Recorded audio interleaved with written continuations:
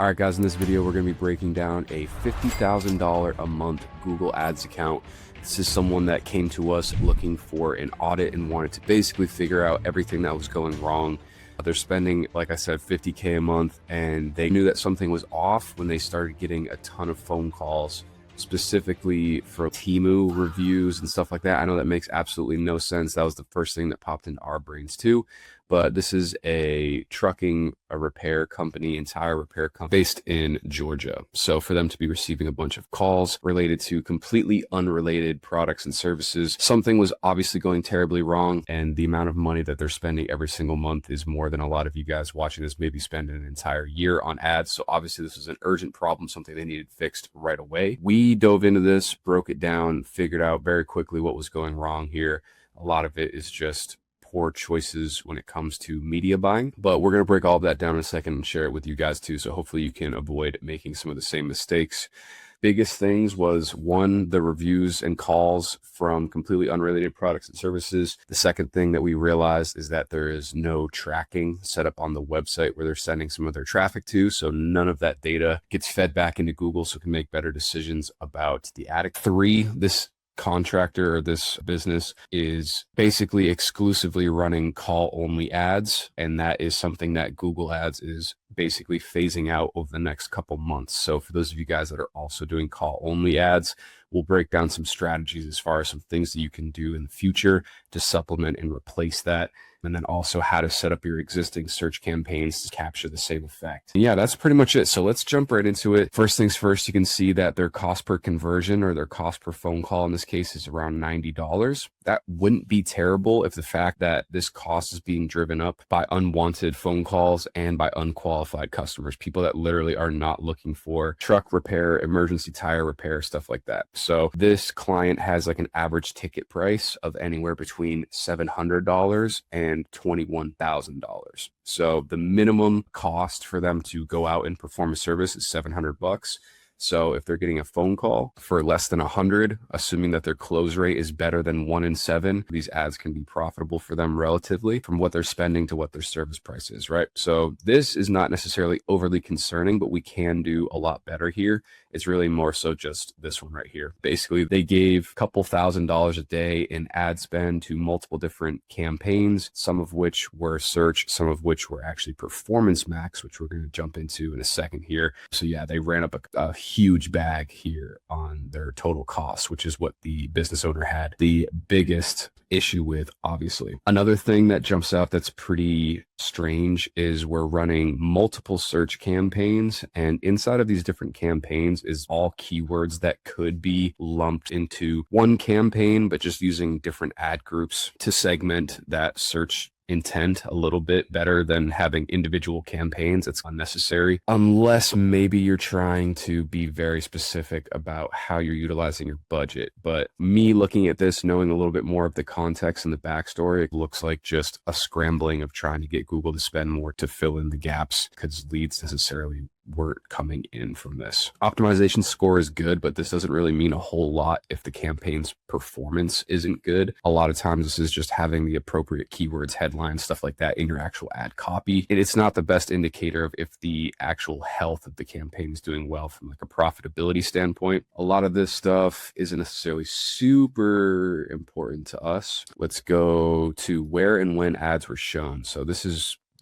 big indicator here. We can see most of the traffic's coming from mobile, which is expected. When ads were shown isn't necessarily a huge indicator of what's going wrong here, but they are a 24-hour service and they do offer emergency services. So getting calls or getting conversions on the ads at all hours of the day, all days of the week, is something that we'd expect as well. If you guys do not have a 24-hour service, this might be an interesting tab to check out. If you guys are on US time, operating from normal business hours like 9 to 5 Monday through, and your Google ads are getting a ton of clicks at 3 in the morning or 4 in the morning, chances are there's some click fraud happening there. There might be some people from other regions that are running up a bag on your ad account. So in this particular case, because it's a 24-hour emergency service, not necessarily an indicator that something's off here, but for those of you guys that aren't 24 hours, this might be an informative tab for you to check out. This is really where we get into the first huge glaring red flag. You can see that where the ads were shown, the first placement that we have here is called hissedconsumer.com,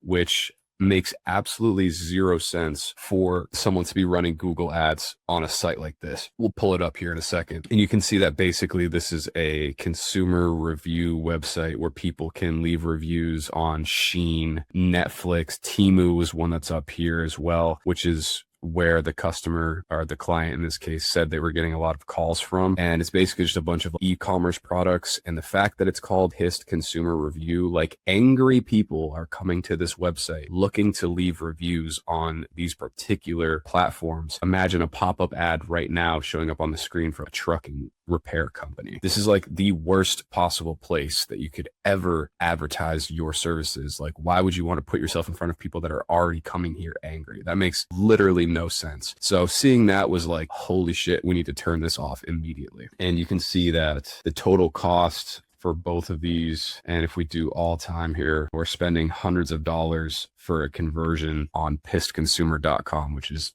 absolutely ludicrous. There's no reason why we should be doing that. Some of these other ones aren't as bad, but still, when it comes to home service businesses, like no one's going to be here on Google Play and be looking for a trucking repair, or like Replica. I don't even know what this is. Republic. This is like a blog site. You guys have all been on here on sites like this where you're trying to just read an article and all of a sudden like ads start popping up on the screen everywhere. That is what Google display ads are. And typically that's something that you're going to as an option in a search campaign, but more so with Performance Max as well. So these are not ads that we want to be having placements on. So really we need to nuke this Performance Max campaign immediately. And if we come over to matched locations, this is a little bit less of an issue. They are based in Georgia and they serve a 100-mile radius. But if we go into United States, which is going to show us all of the places that they've gotten impressions or clicks for this ad, you can see that there are a couple here where the client's been charged for customers that are in California and New York, which basically they are going to have 0% chance of hiring this company based on the fact that they're in Georgia. If we go into Georgia and we go into cities, we can see what's performing as far as the areas that they do service. Obviously, Atlanta being the highest one because that's where they're based. And then from there, we can look at this and be like, if we want to dial things up a little more and make things slightly more profitable, like how is your margin for your service affected by how far you need to travel? And are some of these places on the outskirts of what you actually want to service? And if we're getting a ton of spend there, maybe we want to pause that or maybe try to divert that to other places to get a little bit better result. But generally speaking, there's a couple things that we could trim as far as the targeting here, just based on the fact that we're getting clicks from states that are not even close, basically on opposite coasts from where we're at. Yeah, that's crazy. The next thing, if we go to landing pages, you can see that we are actually spending to send people to different pages on the website. This is primarily a call only ad, so it still matters what the landing page copy looks like. I'm actually, just for the sake of protecting this client a little bit, also for our editor, if you could blur out the URL and stuff like that, just for keeping things private. So I'm not going to show the exact website to protect the client, but basically you can see here that we're sending traffic to a bunch of different pages and getting clicks from the same campaign to the home page, the service page, the contact page, and the About Us page. None of those, other than maybe the home page, is ideal for actually sending traffic to. Regardless, you definitely want to have a dedicated landing page on your website specifically for sending Google ad traffic to. A lot of times, the way that you're going to optimize a landing page versus just the home page of a website is completely different. So especially when it comes to sending paid traffic to a page, you have to be way more deliberate about the content and the structure of that page because we're trying to optimize for conversions. So I am going to click over to the client site here. We'll have this blurred out. But one thing I do want to show you is this tool right here It's a Chrome extension called Tag Assistant. And using this, we can see if there's a Google tag installed on the home page of the site here. And we'll give this a second to load, and you can see that no Google tags were found, which means that we're sending traffic to this page on the website, and we have no idea if anything is converting off of this. There's no way to gather data and send that back to Google so that it can improve the performance of the campaign. So a lot of the stuff that we've talked about so far might seem like basic optimizations for a Google ad campaign, but you have to understand that these problems are amplified by the amount of budget that this customer is spending, right? So when you have a big ad spend like $50K a month, these tiny little issues all add up to be like thousands and thousands of dollars worth of mistakes being made. Regardless of what your ad spend per month is or what your service is, making sure you have these things dialed in is important. But it really sucks when we have people that come to us with situations like this, where it's unfortunately they've already given Google tens of thousands of dollars and there's nothing that we can do to get those things back. But we can be extremely quick about implementing changes here so we can stop these things and basically stitch up the hemorrhaging of this ad account and try to turn things around pretty quickly. These are all super important things. And again, I highly encourage you guys, if you're watching along here and run ads yourself, that you should make sure all this stuff is set up for you guys as well. So next up here, we'll come into the channel performance. And this is only showing for the Performance Max campaign that's running. If we go into all campaigns, you can see that we have search campaigns and Performance Max campaigns or PMax campaigns running. So this is only showing the data for the Performance Max campaign. Now, this is really insightful here because we can look and see the different channels that Google's spending on to show this ad for. We've got the display network, which is making up 1.2 million impressions and around 10,000 clicks. That has translated to 139 conversions, meaning phone calls, right? On Google search, we have 67,000 impressions, around 2,000 clicks, and those 2,000 clicks have turned into 240 conversions or phone calls. So we're converting at a little over 10%, somewhere between 10 and 20%, which is awesome. So the Google search campaign is actually doing okay, assuming that these are qualified calls and these are high intent customers that are actually looking for the service that's provided here. And we'll talk about how the customer explained that's not entirely true, because we'll get into the search campaign in a second, where we can see that basically all of the keywords are running broad match. So there's a huge amount of liberty that Google has taken when it comes to the search spend. So people that are basically typing in anything loosely related to trucks or tires or repair, this ad is going to be displayed for them. So that's something we'll get into in a second even more. But the biggest detail to take away here is there's 100 more calls coming from the search campaign or from the search network with literally a tenth of the total impressions, right? So the conversion rate on the search traffic is way higher, and there's a way better chance that these people are actually interested in the service. This 139 phone calls, there's a very high probability that, since it's on the display network, and this is what is showing up for the pissed consumer site that we showcased earlier, that is the display network ads right here. So when the client came to us and specifically said, I'm getting calls for people asking if they can leave a review for Temu, then these are the phone calls that he's talking about, 139 of them, and they're all coming from most likely the display network campaign here. And you can see that this is brutal, hurts my heart a little bit. Basically 12 grand in ad spend to get calls for angry people on pissconsumer.com trying to leave a review for Temu. So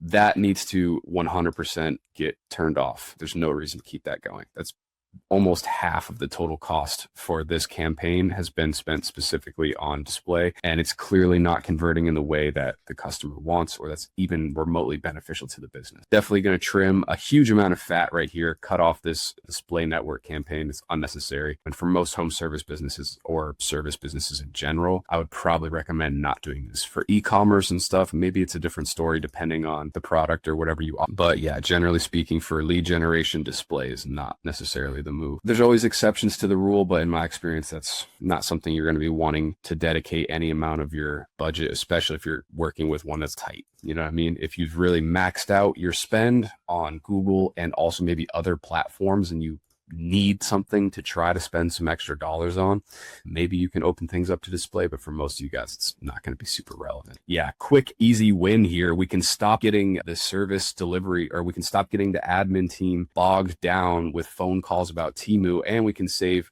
around 12 grand just by turning off this display campaign here. So that's a huge win, super easy. We're like 2 or 3 clicks away from shutting this off and making sure that basically almost instantly we can save this particular person around 12 grand, which is great. The search campaign, this can get dialed in a little bit. There's a lot of spend here that's probably not going towards keywords that are actually relevant. And we'll check that out now, because if we go to our search campaign, you can see that we have a couple of them running. 1, 2, 3, 4, 5 search campaigns. And you can see that these are on varieties of budgets. So $1,300 a day, $1,200 a day. This one around $500, $20 here, and $300 here. So you can see that all in all, we're spending like over 3 grand a day, which is maybe a little bit for some of you, maybe a lot for others. But if we go into some of these campaigns and go into some of these ad groups, you can see that all of the keywords here are set for broad match. Now, depending on what kind of service you have, what the different categories of services you offer within your business, it may or may not make sense to divide up ad campaigns like this. If I was doing it, typically